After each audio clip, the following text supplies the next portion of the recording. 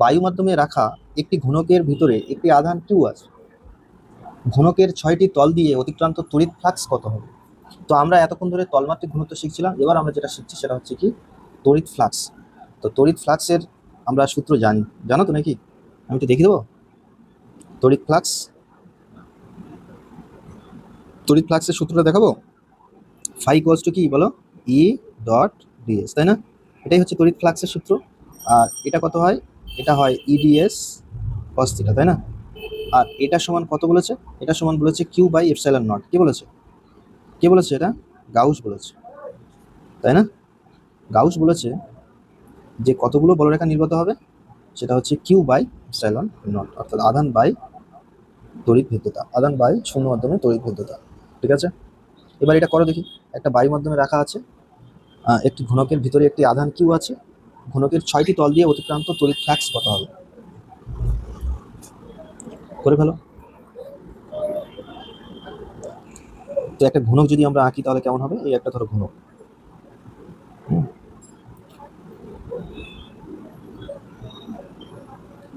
তো এটা একটা ঘনক ধরো।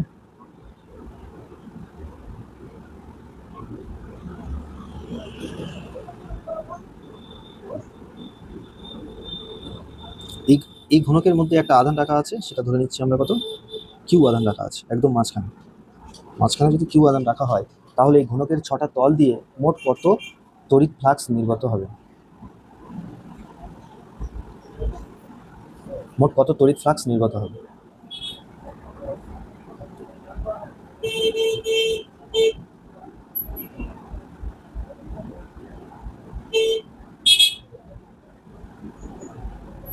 বলো কত হবে?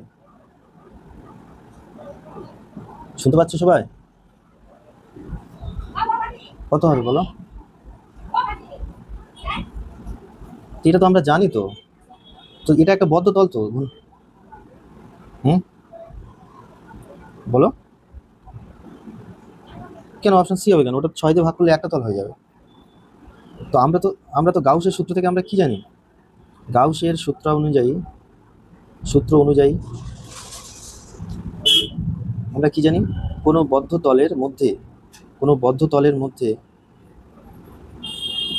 কিউ আধান রাখা হলে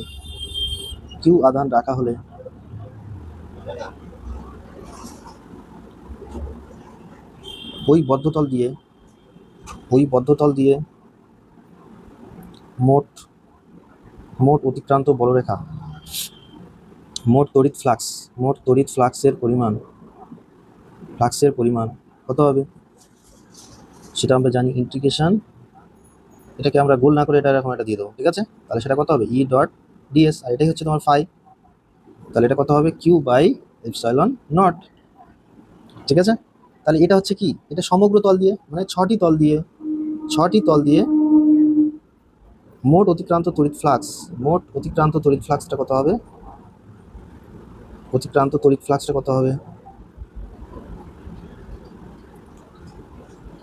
কিউ বাই এপসাইলন নট। ঠিক আছে, মোট অতিক্রান্ত তড়িৎ ফ্লাক্সটা হবে কিউ বাই এপসাইলন নট। যদি এখানে প্রশ্নে বলতো যে একটি তল দিয়ে কত হবে, যদি বলতো তাহলে আমরা লিখতাম একটি তল দিয়ে মোট অতিক্রান্ত তড়িৎ ফ্লাক্সটা কত হবে। 6টা তল দিয়ে যদি এটা হয়, তাহলে একটি তল দিয়ে কত হবে? Q by 6 epsilon nought. বুঝতে পেরেছো সবাই?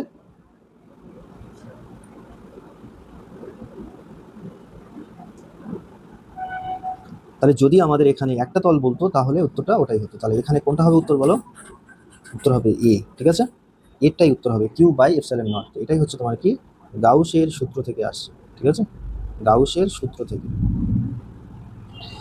তারপরে দেখো বলেছে অনুরূপ প্রশ্নটা দেখো, বলেছে একটি আধান কিউ একটি গুণকের শীর্ষ বিন্দুতে আছে। বুঝতে পারছো অনির্বাণ? আছো?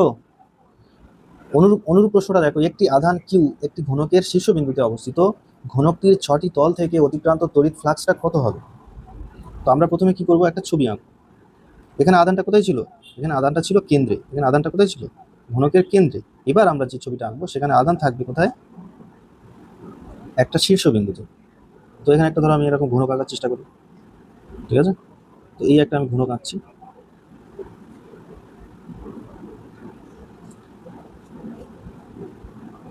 সবাই একটা ঘনক আঁকো।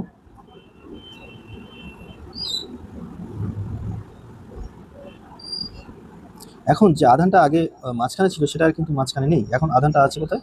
এখন আধানটা আছে এখানে, এই বিন্দুতে আছে। তাহলে এই 6টা তল দিয়ে মোট কতটা বলরেখা নির্গত হবে সেটা আমাদের বার করতে হবে। তো দেখো এখানে আধানটি কি কোনো বদ্ধ তলের মধ্যে নেই, এখানে আধানটি কি হচ্ছে, এখানে আধানটি কোনো বদ্ধ তলের মধ্যে নেই, কোনো বদ্ধ তলের মধ্যে নেই। তাই এখানে এখানে গাউসের সূত্র আমরা অ্যাপ্লাই করতে পারবো না, এভাবে গাউসের সূত্র অ্যাপ্লাই করতে পারবো না, গাউসের সূত্র অ্যাপ্লাই করতে পারবো না, বুঝতে পারছো? কারণ এখানে কোনো বদ্ধ তল নেই, কারণ আধানটা কোথায় আছে? বাইরে আছে তো, তাই না? আধানটা বাইরে রয়েছে। তাহলে এখানে আমাদের আধানকে বদ্ধ তলে, এখানে আধানকে বদ্ধ তলের মধ্যে রাখার জন্য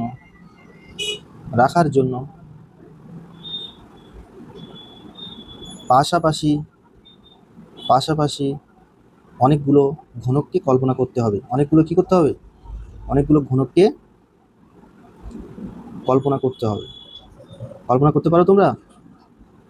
হ্যাঁ, কথা বলে না কেউ। তো দেখো কল্পনা করছি, আমি কল্পনা করব, দেখো কিভাবে কল্পনা করব। তো এটাকে বদ্ধ তলের মধ্যে রাখতে হবে। তাহলে আমরা কি করব, এদিকে একটা রেখা টেনে নেবো, এই যে দেখতে পাচ্ছ কল্পনা করছি, দেখতে পাচ্ছ? এই যে আর একটা ঘনক আমি এখানে এঁকে নিলাম, তাহলে এই গেল একটা, দুটো হলো, ঠিক আছে। আবার এইদিকে টানবো, এদিকে এদিকে টেনে আমরা কি করব, এরকম আরও একটা ঘনক তৈরি করার চেষ্টা করব। তো করলে আমাদের কি হবে, তো এরকমভাবে কতগুলো ঘনক তৈরি করা যাবে বলো তো? পাশে কোথায় অসংখ্য, 8টা তৈরি করা যাবে। আর 8টা, ভালো করে কল্পনা করো, দেখো এই যে, তাহলে এটা কটা হলো? এটা হলো 4টে, আর এর ঠিক উপরে থাকবে আরও 4টে, বুঝতে পারছো? তাহলে টোটাল আমরা কি পাবো? 8টা ঘনক পাবো। কটা ঘনক পাবো? পরিমাণ বুঝতে পারো নি? আমরা এটাকে, এই আধানটা কিন্তু বাইরে আছে, আধানটা কোথায় আছে? আধানটা বাইরে আছে, ভিতরে নেই। তো আধানকে ভিতরে রাখার জন্য আমরা কি করব, এর পাশে অনেকগুলো ঘনককে কল্পনা করে নেবো। তো একটা ঘনকের পাশে কতগুলো ঘনক রাখা যাবে যাদের শীর্ষবিন্দু একটা হবে, একটা কমন শীর্ষবিন্দু হবে? 4টে রাখা যাবে। তাহলে এই হলো নিচের 4টে, আর এর উপরে আরো 4টে রাখা যাবে। মানে টোটাল আমরা কটা ঘনক তৈরি করতে পারবো? 8টা ঘনক তৈরি করতে পারবো। আর যাদের কি হবে, যাদের কমন শীর্ষবিন্দু হবে এটা, বুঝতে পারছো? তাহলে আধানটা কি দাঁড়ালো? আধানটা পুরো 8টা ঘনকের মাঝখানে থাকবে। আধানটা কি হবে? 8টা ঘনকের মাঝখানে থাকবে। এবার তো আমরা গাউসের সূত্র অ্যাপ্লাই করতে পারবো, পারবো কি পারবো না? তো যদি আধানটা 8টা ঘনকের মাঝখানে থাকে, তাহলে 8টি ঘনকের জন্য প্লাস কিউ আধান দ্বারা নির্গত বলরেখার সংখ্যা কত হবে? নির্গত বলরেখার সংখ্যা, নির্গত তড়িৎ ফ্লাক্সটা কত হবে? এটা তো আমরা জানি, সেটা হচ্ছে কত হয়? কিউ বাই এপসাইলন নট, তাই না? যে কোনো বদ্ধতল হলে সেই বদ্ধতল দিয়ে অতিক্রান্ত তড়িৎ ফ্লাক্সের মানটা হচ্ছে কিউ বাই এপসাইলন নট। আর এটা হচ্ছে গাউসের সূত্র যে কোনো বদ্ধতল হলে। তো সেই বদ্ধতলটা কটা ঘনক দিয়ে তৈরি হয়েছে? 8টা ঘনক দিয়ে তৈরি হয়েছে। কিন্তু আমাদের প্রশ্নে কিন্তু এটা ছিল না, আমাদের প্রশ্নে ছিল যে এই একটা মাত্র যে ঘনক আছে, একটা ঘনক যেটা রয়েছে, একটা মাত্র যে ঘনক, এই ঘনকের মধ্যে দিয়ে কতটা বলরেখা নির্গত হবে। তাহলে আমরা কি করব, এখানে একটি ঘনকের জন্য প্লাস কিউ আধান দ্বারা নির্গত তড়িৎ ফ্লাক্সটা কত হবে? তাহলে এটা হয়ে যাবে তোমার কিউ বাই 8 এপসাইলন নট। বুঝতে পেরেছো সবাই? বুঝতে পেরেছো?